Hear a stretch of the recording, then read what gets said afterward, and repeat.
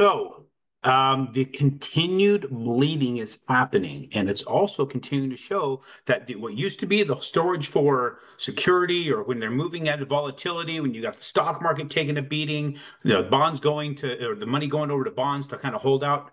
Again, it's showing it's not happening that way. What's interesting is all the precious metals are going up.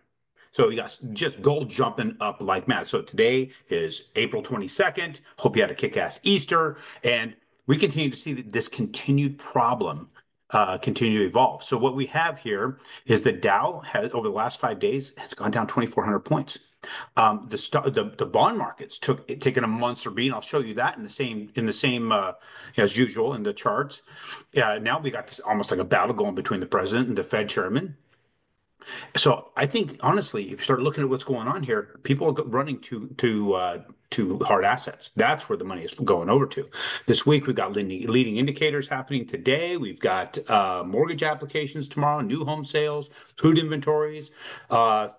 Wednesday we got durable orders, initial claims, continuous claims, existing home sales. A few things happening this week to kind of push the market around, but I don't know that these are going to be market movers to the benefit. So let's look at the bonds. I'll show you exactly what we're talking about here. We've been outside of the channel. We've opened below the channel, came up, hit that channel. Now, my channel could be a little off, but I don't know if it's that far off. Even if we moved it down a bit, let's just take a look at that. Let's see if we move this thing and expanded it out a little bit. We'd be within it if we expanded it to being at the bottom of our channel. I don't know if that's the bottom. I don't know if that's what traders are looking at. All I know is it's heading down that way. So if that's what it was, we would be within it. If it's up higher where I thought it was at, then we're outside of it and we're sitting right at the bottom of it. So kind of hard to say. We're sitting right here according to what I'm looking at, but it could be here. All I know is we're going downward. We're going to continue to go downward in the mortgage-backed securities. That means interest rates are going to keep climbing. And we also see, without a doubt, where money is floating, it's going over to hard assets. What's another hard asset we should be looking at? Real estate.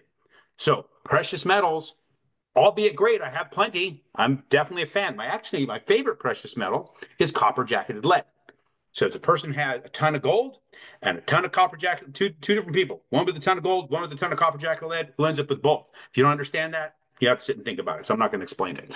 Now, that right there is an indicator of where the market's thinking. The market's not believing that we're out of this volatility yet, and they're still trying. They don't want to be the person sitting there flapping in the breeze with money tied up in the market when they don't know how this tariff thing is going to work. None of us have been around when the tariff thing was going on. This is all pretty well. There may have been some that would live, but pre-World War II, but I don't believe that's the case.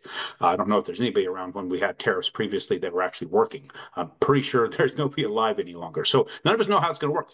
Still theoretical, but they will have a little bit of data to back it up from the last time that we as a country were running that. So that being the situation, and hard assets being where the market is going out of that fear, real estate, guys, real estate, real estate, real estate. Gold looks great, precious metals look great, but think about that. You can't leverage it. You can't rent it to somebody else and have them buy it for you. That's impossible. So since you can't do that, real estate. You can buy a property. You can put somebody into it who will pay it off for you. Let's do a quick little bit of math here. You put 20% down on a $200,000 house. How much is that? Do your numbers real quick. That's 40,000. $40,000 you invested. Let's say you have $10,000 being lender fees, title fees, appraisal taxes, insurance, all these expenses. You're at 50 grand invested. That's how much money you have in this $200,000 deal. Most people think, man, that's a lot of money for a $200,000 asset. Yeah, it is. But you financed 160,000. Remember, 40,000 down. 10,000 went to cost and all the stuff that's just gone. So, but you've got somebody else to pay off the 160,000 for you. Somebody living in that house. 160,000 divided by 30, which is how long it's going to take them to pay it. You will find that's $5,333.34 averaged every year. That's how much they're giving you, averaged over 30 years. That is equivalent to 10.6% of your $50,000 investment. You're making 10.6% on your money just by somebody paying off the mortgage. That's not even getting involved in your cash flow. That's not your taxes. That's not your appreciation. That's just paying off the mortgage. Think about that. Hard assets, having somebody else paying off the loan for you, somebody else paying it off, and you go, now let's say it's an appreciating asset, right? We know that. We know they appreciate. We know the inflation is going to continue to push these up. All these talks of 2008, it's going to be repeated in 2008. We're nowhere near what 2008 was. I lived through it. Ask your lender if they were there during 2008.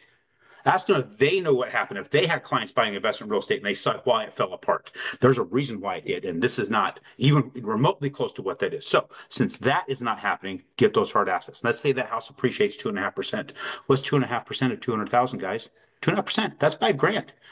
That right there is 5,000 per year that house appreciate on the minimum end. It's a compound, so it's even more than that. That's another 10%. Before any cash flow, before any tax benefits, you're at 20.6% just by picking the right property. It stays reasonably rented that at least appreciate 2.5%. If you need to know more about this, you do need to know more about this because then inflation plays a part, the devalue of the dollar, all these things. Let's get on the phone. Text me 602-291-3357, 602-291-3357. Also go to my website. Let's go there real quick. So you're seeing what we have available to us. In fact, I'm gonna have to show you a couple different screens before I can get there. Here we are. That is our markets. Let's look at AaronChapman.com. If I could type better. So you can schedule a consultation here. You can look at the books and the art.